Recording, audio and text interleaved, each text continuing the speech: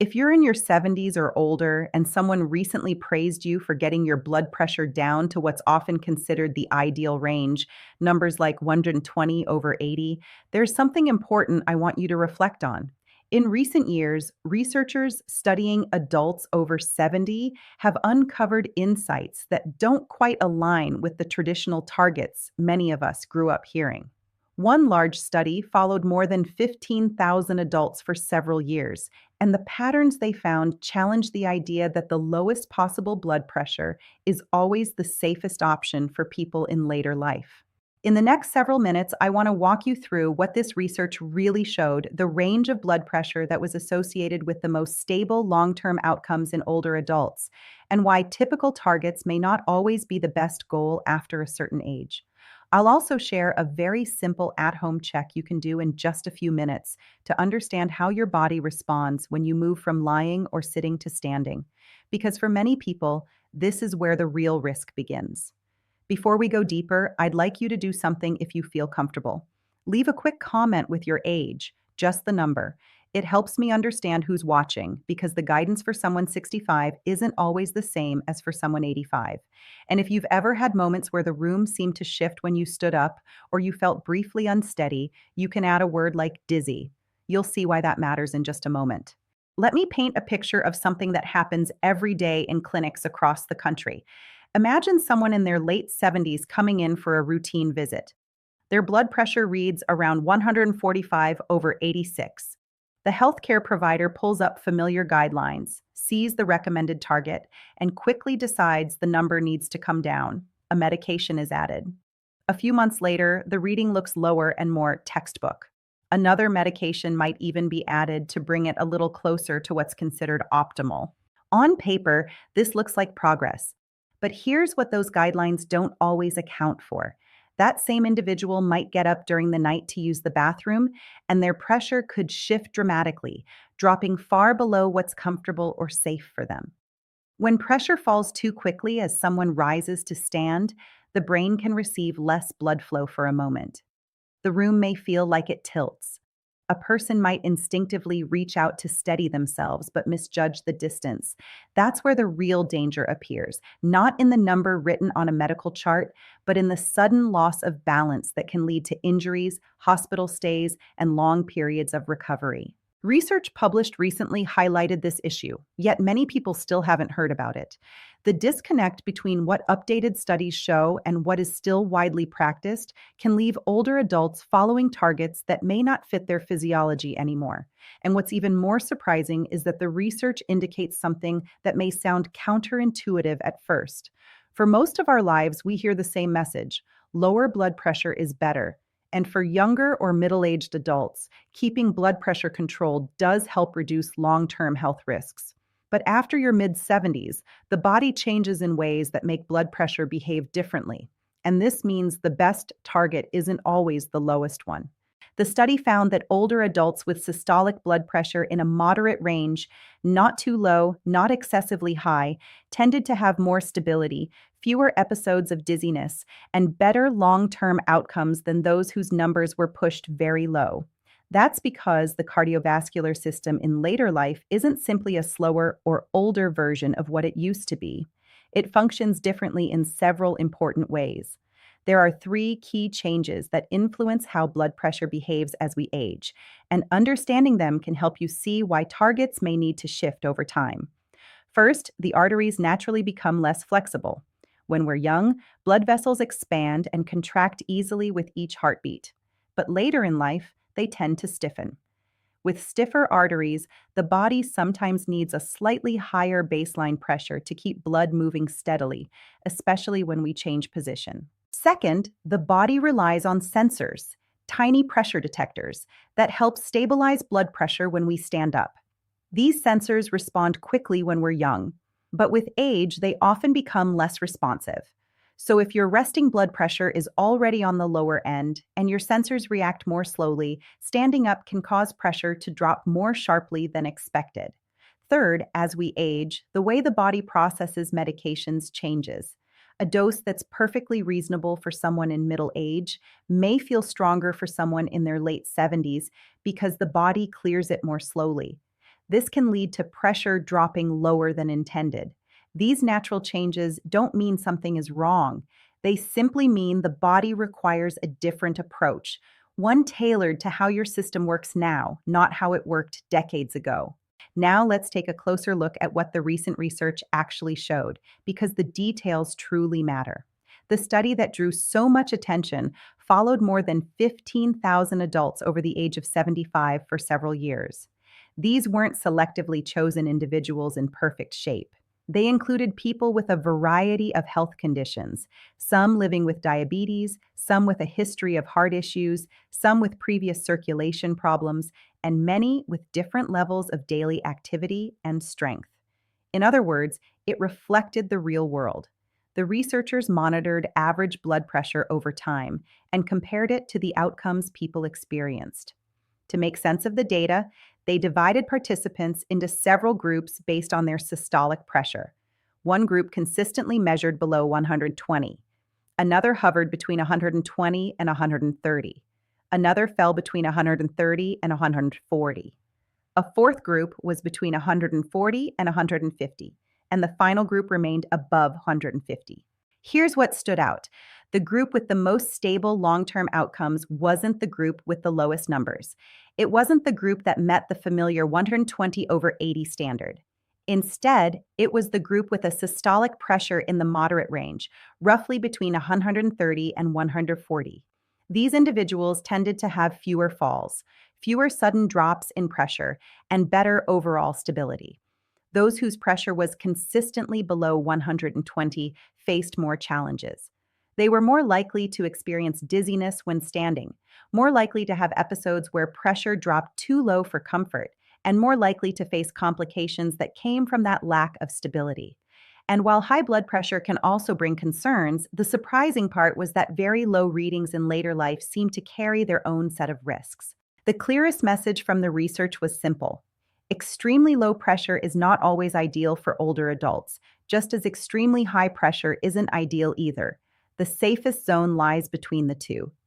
Imagine for a moment that you're in your mid-70s or older and go in for a routine checkup. Your pressure reads around 142/84. Your provider reviews guidelines and suggests lowering it closer to the standard target many people have heard for decades. You begin a new medication. A couple of months later, the reading comes down. Another adjustment is recommended, aiming for an even lower number. On the surface, everything looks like it's moving in the right direction. But after these changes, you begin noticing something subtle. When you stand up to answer a phone call, there's a moment where you feel unsteady. When you rise from a meal, the room tilts for a second. You bring it up during your next visit, but the explanation you get might be something general, like adjusting more slowly as you age. What may actually be happening is that your resting pressure looks fine in the clinic, but your standing pressure is dropping much more than anyone realizes.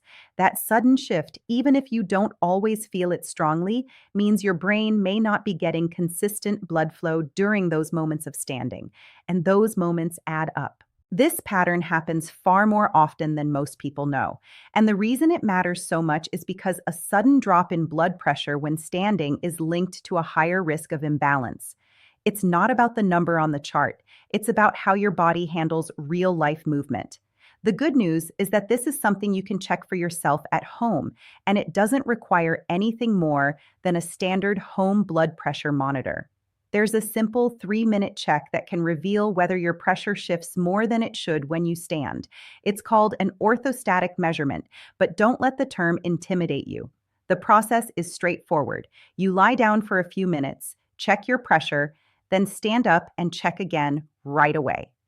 The comparison tells you a lot about how your system responds to movement.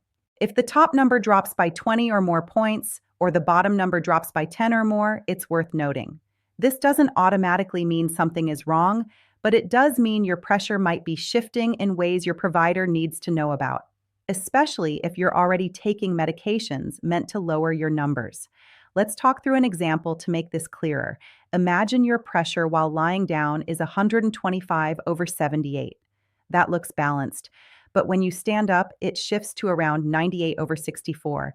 That's a noticeable difference, and it could explain why you sometimes feel lightheaded or unsteady during everyday activities. It's information that can be incredibly helpful during your next medical appointment because it shows how your pressure behaves in real life, not just when you're sitting still. This simple check, especially for anyone over 70 who is taking medications to lower blood pressure, is something worth doing regularly. It helps ensure your goals and your body's needs are aligned, rather than pushing toward a target that might not be ideal for you personally.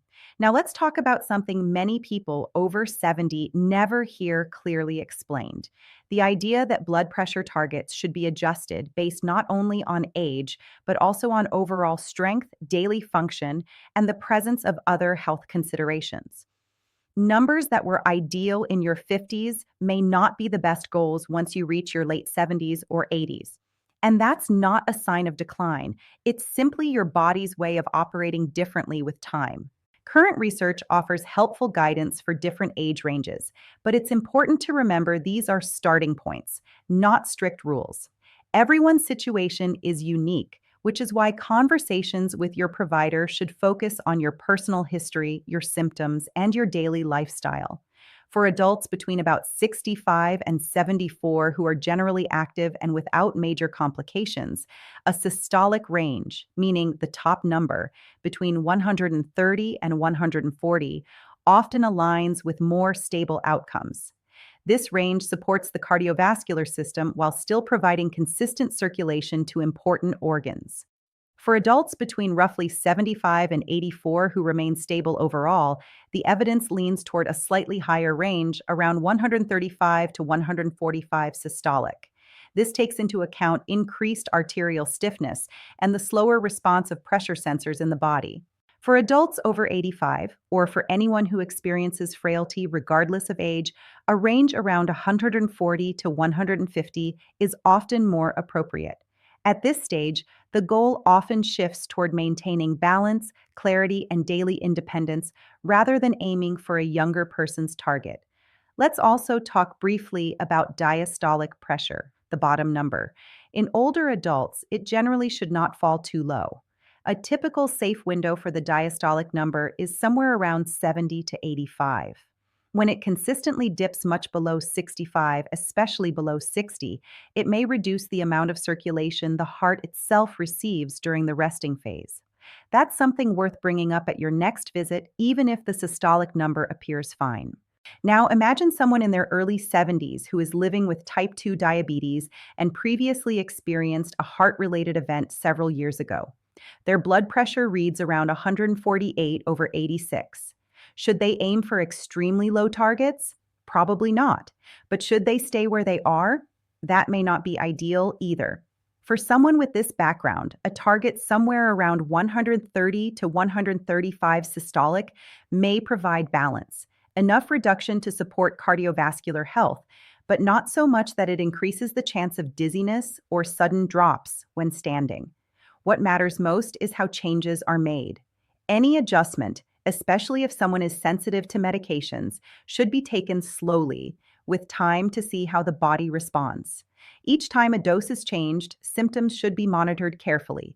Feeling lightheaded, unusually tired, or mentally foggy are signs the body may not be adjusting comfortably. It's also important to understand that blood pressure is not a fixed number. It moves throughout the day based on activity, hydration, meals, stress, and even the time of day. A single reading of 148 over 86 doesn't mean that's your true average. It could be 10 or 15 points lower earlier in the morning or slightly higher later in the evening. This is why checking your pressure at home can give a much clearer picture of your real baseline. Many people assume their medical provider will always mention the newest research, but in reality, updates take time to work their way into standard guidelines. Many widely used recommendations were developed years ago, often based on studies involving younger adults. For decades, it was assumed that the same aggressive lowering of blood pressure that benefits a 50-year-old would also benefit someone in their 80s. But as more age-specific data emerges, that assumption is changing. There's also a mental component in healthcare. Providers have been trained for so many years to think in terms of lowering numbers that shifting to a more individualized approach requires a different mindset. And with limited appointment times, many don't always have the opportunity to walk through every nuance with each person. Let me give you an example of how two people, both the same age, can require completely different approaches. Picture two individuals who are each 81 years old.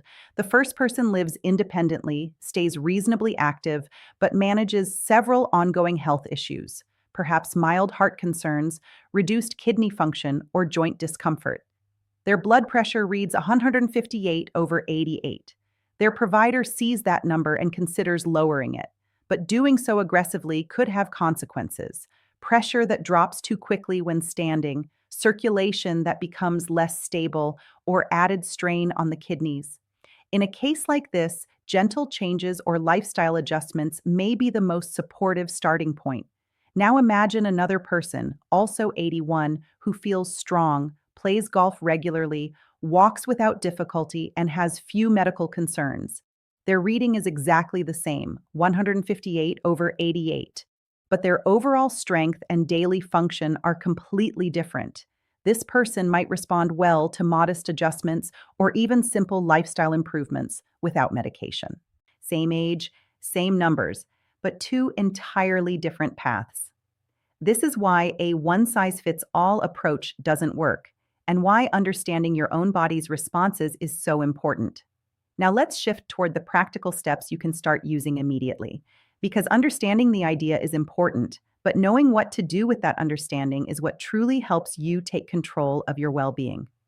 If you're over 70 and already taking medications meant to help manage blood pressure, one of the most valuable tools you can have is a simple home blood pressure monitor. These devices are widely available, inexpensive, and incredibly helpful for capturing a much clearer picture of your daily patterns. Instead of relying on a single reading taken in an office, you can see how your pressure behaves in the morning, in the evening, and during the natural rhythms of your day. A good approach is to check your pressure at the same time each morning and evening for about 2 weeks. Write the numbers down, both systolic and diastolic. You're not looking for perfection, you're looking for patterns. Over those 2 weeks, you'll learn what your usual range looks like, and that gives you a far more accurate idea of your true average. Along with those routine readings, I strongly encourage you to perform the simple standing test I described earlier, the one where you lie down for 5 minutes, take your pressure, and then stand and take it again right away. If you notice that the top number drops by 20 points or more, or the lower number drops by 10 or more, make a note of it.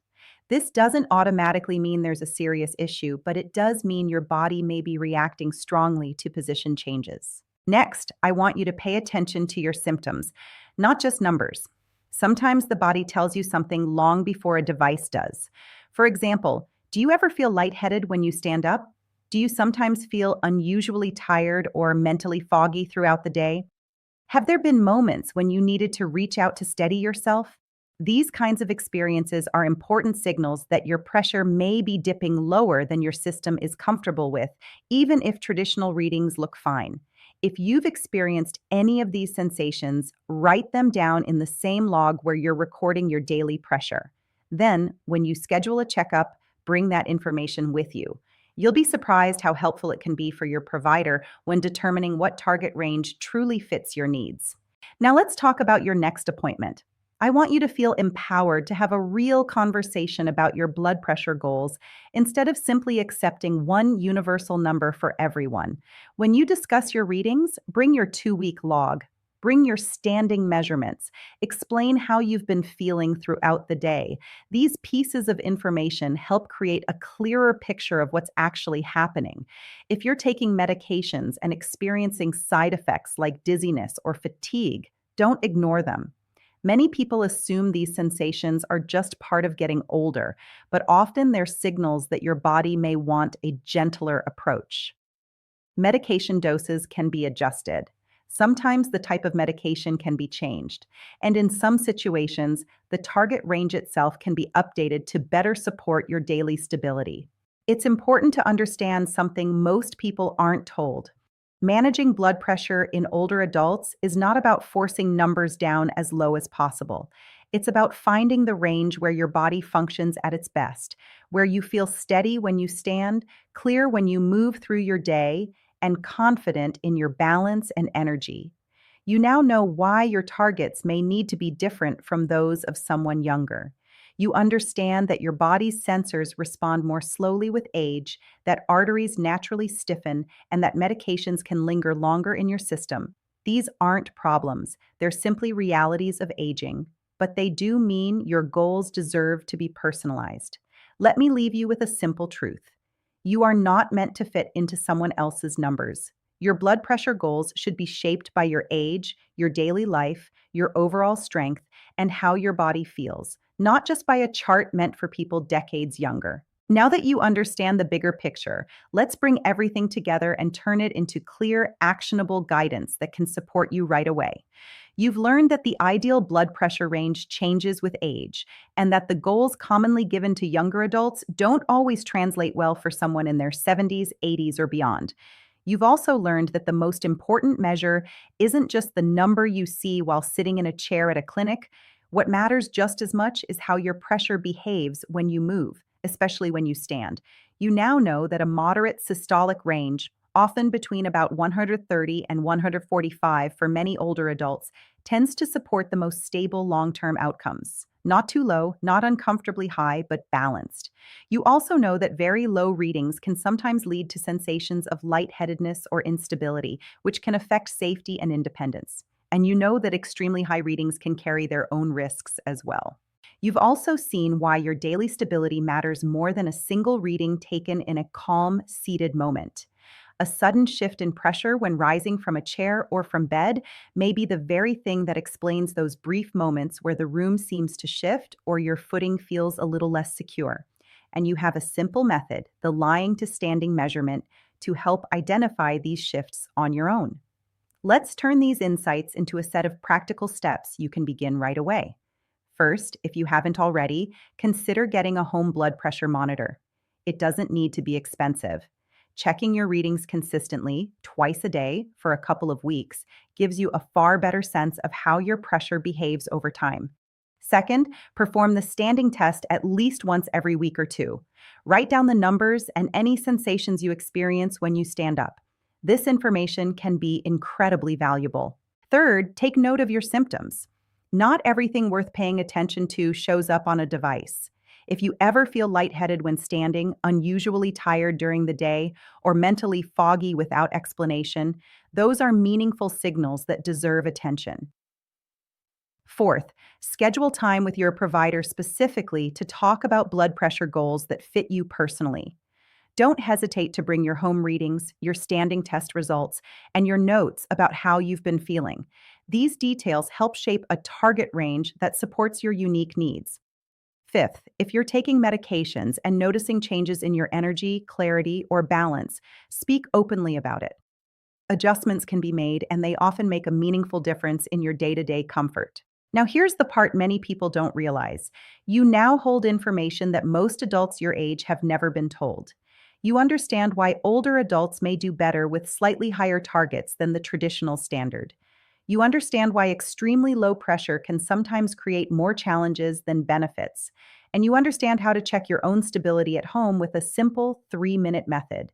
This puts you in a position of strength when you talk to your provider, no longer simply following a one-size-fits-all recommendation, but participating actively in decisions that support your health and independence. And if what you've learned today brought you clarity, or gave you confidence to ask new questions, or helped you understand something that's been confusing for years, then you've already taken an important step. You've become a more informed advocate for your own well-being. If you feel more confident after hearing this, you can leave a comment saying informed. And if you have friends or family over 65 who could benefit from learning how pressure behaves differently with age, consider sharing this information with them as well. Many people never hear it, and it can make a real difference. If you'd like to stay connected, you can subscribe, because my focus here is helping older adults receive clearer, research-based guidance that supports everyday life. Guidance that's practical, understandable, and grounded in what current studies actually show. In an upcoming video, I'll be talking about several supplements that research suggests may support healthy blood pressure in a natural way, and I'll also explain which popular supplements don't have meaningful evidence behind them. You may find that helpful as you sort through the many claims you see online. Remember, everything you hear here is meant for learning and for building your understanding. Any changes to your medications or treatment should be made through a conversation with your provider, taking your full history and current needs into account. This is not a replacement for personalized care. It's a tool to help you ask the right questions and feel more confident in those discussions. Your well being, your clarity, and your independence matter. And being informed is one of the strongest tools you have as you navigate your health in these later years.